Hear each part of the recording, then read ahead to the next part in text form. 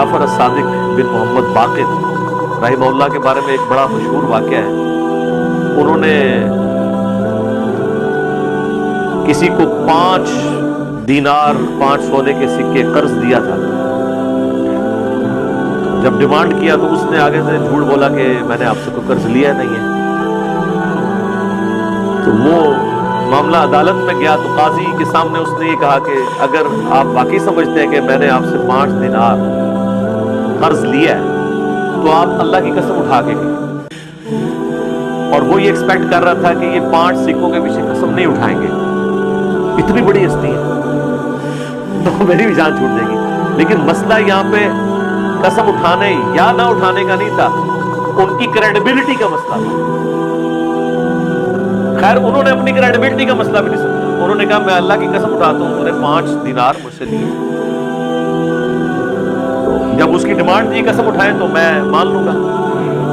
उन्होंने वो उठाई तो वो फिर दूसरी तरफ चल पड़ा, कहते जी आपने 5 सिक्कों के पीछे कसम उठाई। तो उन्होंने कहा मैंने अगर मेरी कसम उठाने से तू 5 हराम के सिक्के खाने से बच गया तो मैंने तो तेरी आखिरत बचाई है, बाकी मैंने कर्जा तुझे अल्लाह के लिए माफ किया। लेकिन ये पूरा एपिसोड करने के बाद ताकि वो सांप भी मर जाए और लाठी भी। मिर्जे ने बगैर किसी सबूत के ये कहानी जो सुनाई है, इस पर हम मिर्जे की जुबान से तबसरा करना चाहें तो वो तबसरा कुछ यूं होगा।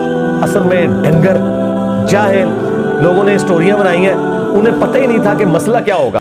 जी मिर्जा जी, अभी पता चल जाता है डंगर कौन है और जाहिल कौन है। पहली बात तो ये है कि मिर्जा और उसके शागिर्द इसका सबूत दें जो मिर्जे ने स्टोरी और कहानी सुनाई है इमाम जाफर सादिक रहमतुल्लाह अलैह के मुतल्लिक। दूसरी बात ये है कि मिर्जे ने जो कहानी बनाई है वो यूं बनाई है कि इमाम जाफर सादिक रहमतुल्लाह अलैह कह रहे थे तूने मुझसे कर्ज लिया है, और वो कह रहा था मैंने नहीं लिया, तो वो मुनकिर था और कसम मुनकिर पर आती है, इसने कसम डाल दी इमाम जाफर सादिक रहमतुल्लाह अलैह पर। तीसरी बात ये है कि इसने कहानी यूं बनाई कि उस आदमी ने पूछा कि आपने 5 सिक्कों की खातिर कसम उठा ली, तो उन्होंने कहा कि मैंने इसलिए उठाई ताकि ये तेरे लिए हलाल हो जाए, वैसे मैं माफ़ कर चुका हूँ। इस बेवकूफ़ से कोई पूछे जब इमाम जाफर सादिक रहमतुल्लाह अलैह ने हलाल ही करने थे तो वैसे ही पहले माफ़ कर देते, कसम उठाने की नौबत ही ना आती। ये कौन सी शरीयत है कि उसके लिए हलाल तब होंगे जब इमाम जाफर सादिक रहमतुल्लाह अलैह कसम उठाएंगे? ये कौन सा मसला है?